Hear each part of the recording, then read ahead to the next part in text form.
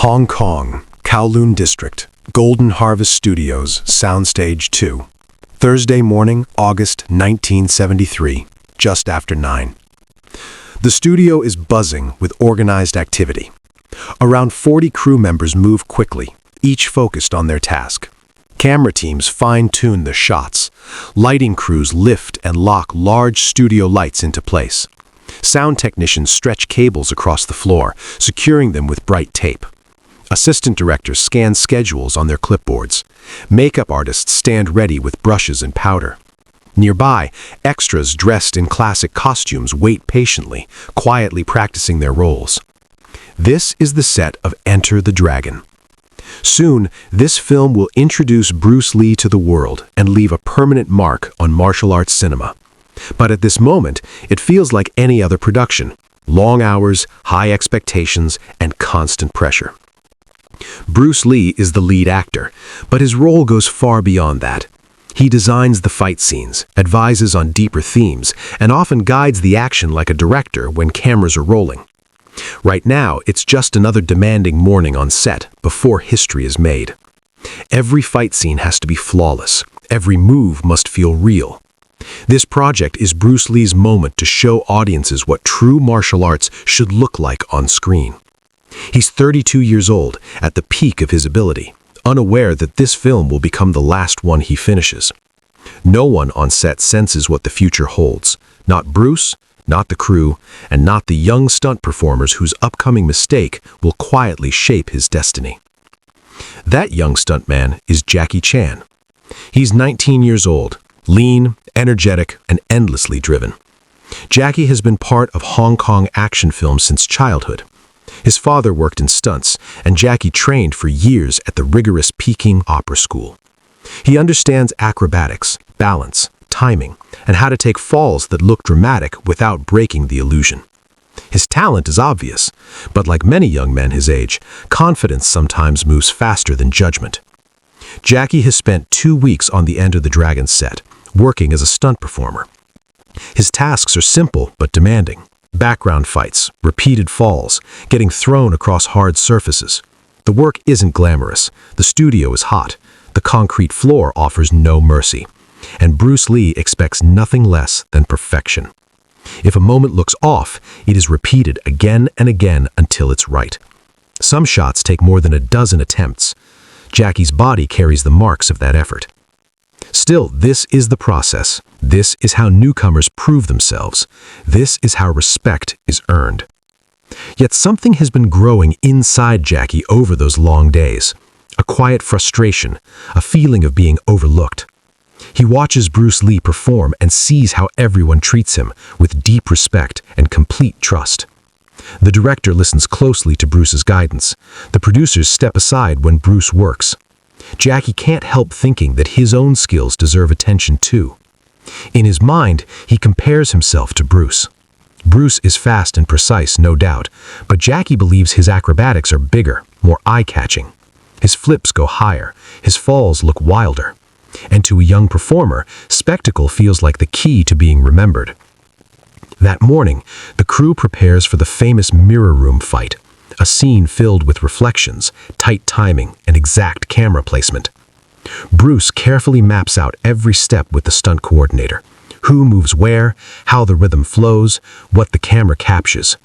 Jackie is assigned a small role, one of the attackers Bruce will defeat. It's not much, but Jackie wants it to stand out. He's been practicing on his own, developing moves he thinks will add excitement. These aren't part of the plan, but Jackie believes they'll make the scene stronger. During a pause in filming, Jackie approaches Bruce. Bruce is reviewing notes, fully focused. Jackie lightly taps his shoulder. "Sifu," Jackie says respectfully, using the traditional term for a senior master. "I have some ideas for the fight, some acrobatic moves that could make it more exciting." Bruce looks up and studies him, not with anger, but with calm attention. "What kind of moves?" Jackie asked. Jackie demonstrated a smooth backflip, a clean cartwheel, a spinning kick executed with precision. The movements are sharp and impressive, exactly the kind that draw gasps from an audience. Bruce watches without interrupting. When Jackie finishes, breathing a little harder, Bruce slowly nods. Excellent control. Very athletic, Bruce says. Jackie smiles, taking it as praise. Then Bruce continues, calmly but firmly. However, this isn't an opera stage. This is a fight scene. These movements look impressive, but they aren't practical. They take too much time, leave you open, and create unnecessary risk. In a real confrontation, you would never move like that. Jackie's smile slowly disappears. He has trained his entire life in these techniques. He is known for his acrobatics. He takes pride in being one of the most skilled performers of his generation. And now, in front of him, Bruce Lee has just brushed those skills aside. A rush of emotion rises in Jackie's chest, hurt pride mixed with youthful confidence. Before he can stop himself, the words spill out. "With respect, Sifu," Jackie says, "maybe your approach works better in real combat, but for movies, my style is more exciting. Audiences want big movements, flips, speed, spectacle. That's what makes action scenes memorable." The studio falls silent. Side conversations stop. Crew members turn to look.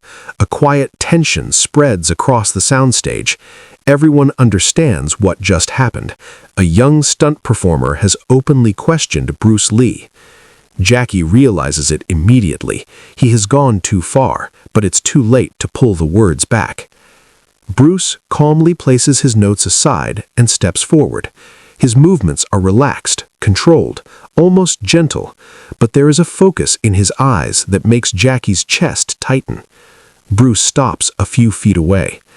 "You believe your movements are more impressive than mine?" he asks softly. The acoustics of the studio carry his voice clearly. Everyone on set hears it. Jackie swallows. His throat is dry. "I meant for the camera, for entertainment."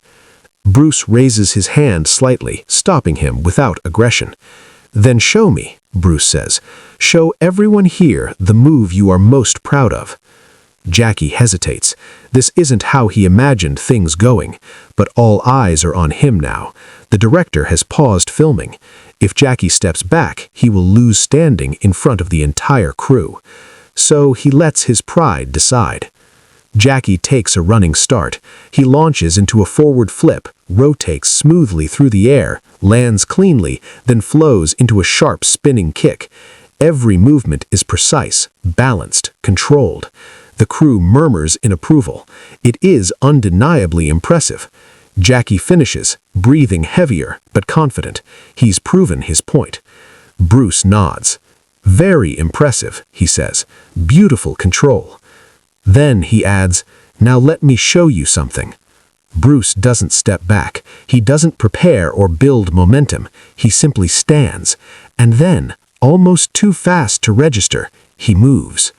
There's a brief shift, a blur of motion, and suddenly Bruce is no longer in front of Jackie.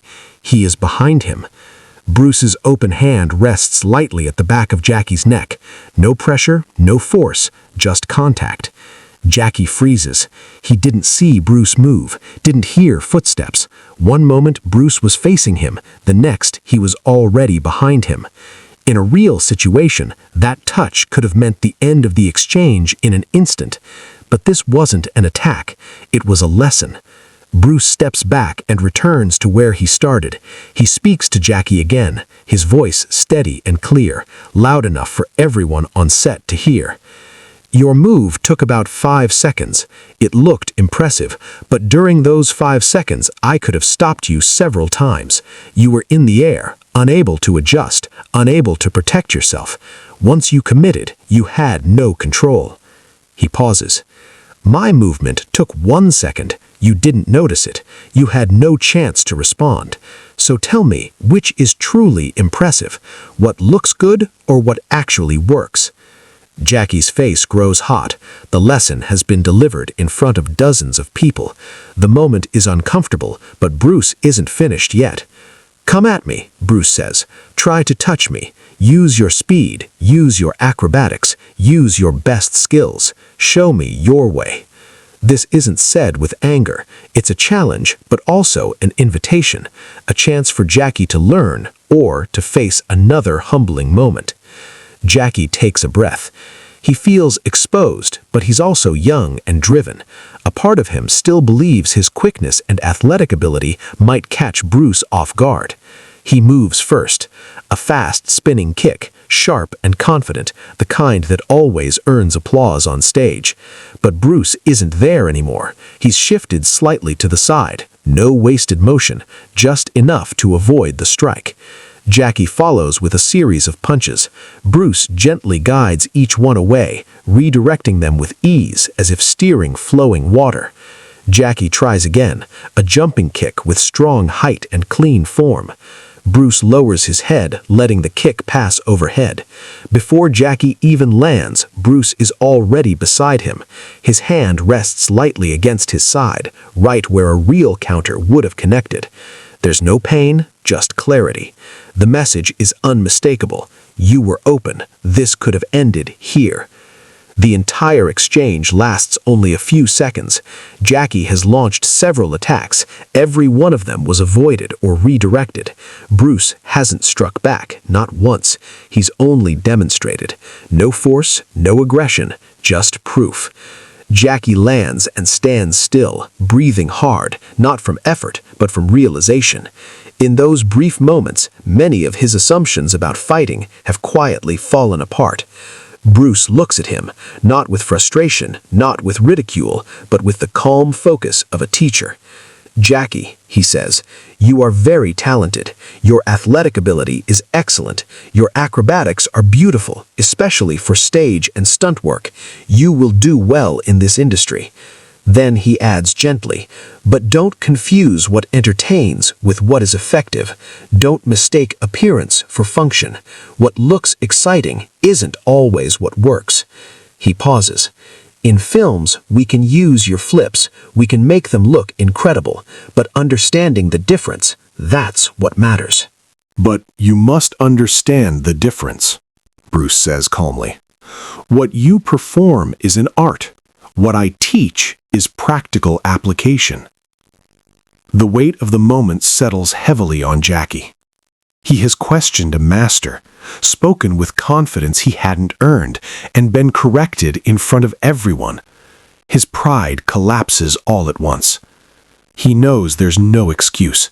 He spoke too quickly, judged too early, and misunderstood what he was seeing. His eyes fill, not from any physical discomfort, but from embarrassment and the realization of his own mistake. Jackie bows deeply. It's a traditional bow, one reserved for teachers and mentors, a gesture of complete respect. "Sifu," he says quietly, his voice unsteady, "I'm sorry. I spoke without thinking, without understanding. I was wrong. Please forgive me." The entire crew watches in silence. Some feel sympathy for the young performer, others believe the lesson was necessary. Everyone understands they've just witnessed something important. Bruce places a hand on Jackie's shoulder, firm but gentle. "Apology accepted," Bruce says. "And understand this. This was never about embarrassing you. It was about helping you grow." He continues, "You have real talent, but talent means nothing if it's mixed with pride. Clear your mind, stay open, learn. Your athletic skills are a gift, use them. Just don't let them stop you from seeing what you still need to learn." Bruce then turns toward the crew. "Everyone here has trained. Everyone here has ability. But the moment you believe you already know everything, learning ends. And when confidence replaces understanding, mistakes follow." He glances back at Jackie. He's young. He made a mistake, but he also did something important. He admitted it. That courage matters more than any technique. Filming resumes. The scene is completed. Jackie performs his role as instructed. He takes his falls, hits his marks, and does his work without complaint. But something inside him has shifted. The pride is gone. In its place is focus and a desire to improve. When the day's work wraps up, Jackie approaches Bruce once more. "Sifu," he says, bowing again, "would you teach me? Not for the film, for myself. I want to understand what you know." Bruce studies him for a moment. This time he sees honesty, readiness, a true student. "Come to my school tomorrow evening," Bruce says. "We'll train, but understand this. I won't teach you to become me. I'll help you become the best version of yourself." He adds, "You'll always be Jackie Chan, a performer, an entertainer. But if you're willing to work, you can also become a true martial artist." Jackie bows deeply once more. "I'll work hard, I promise." Over the following weeks, Jackie trains with Bruce several times. The sessions are short. Bruce is busy finishing work on the film, but even in those brief moments, Jackie learns more than he ever did in years of stage training. Bruce teaches him efficiency, how to move only when necessary, how to read intent, how to understand the difference between shape and purpose. Jackie begins to see that movement isn't about size or flash, but about timing and control. Bruce learns something as well. He realizes that when Jackie's athletic ability is guided by real martial principles, it can become something entirely new, not just fighting, not just performance, something the world hasn't seen before. When Bruce passes away later that year, Jackie is deeply shaken. He hasn't just lost a famous figure, he's lost a teacher, a guide, someone who recognized both his strengths and his weaknesses and cared enough to correct him. Years later, after Jackie Chan becomes known worldwide, he often shares this story in interviews. He always returns to that moment, the day he questioned Bruce Lee and was corrected in just a few seconds. "That moment taught me everything," Jackie says. "Being impressive isn't the same as being effective. Looking skilled isn't the same as being skilled, and real mastery always requires humility." He admits he was young and overconfident. Bruce could have shut him down or pushed him aside. Instead, Bruce corrected him, and in doing so, gave him a foundation to grow. "Bruce didn't tear me down," Jackie says. "He removed my ego, and that changed my life." Within the Hong Kong film world, the story becomes legendary. The day a young stunt performer challenged a master. The day confidence met experience, and experience prevailed. But more importantly, the lesson endures. No matter how skilled you are, there is always more to learn. No matter how talented, there is always someone who sees further. Growth only happens when pride steps aside. Jackie Chan learned that lesson in front of 40 witnesses in a moment that reshaped everything that came after. And it all began in just 8 seconds.